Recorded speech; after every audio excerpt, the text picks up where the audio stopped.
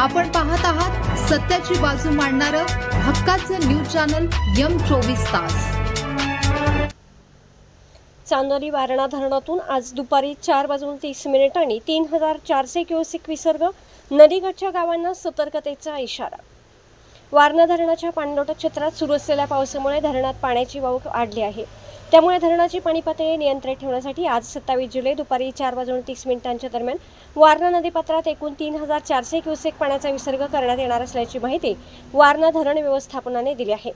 धरणातून मकर दरवाजाद्वारे 2000 क्युसेक आणि विद्युतगृहातून 1400 क्युसेक असा एकूण 3400 क्युसेक्स विसर्ग नदीपात्रात सोडण्यात येणार आहे। धरणाच्या पाणलोट क्षेत्रात पाऊस सुरू राहिल्यास अथवा पाण्याची आवक आणखी वाढल्यास परिस्थितीनुसार विसर्गात वाढ करण्यात येणार असल्याचेही प्रशासनाने स्पष्ट केले आहे।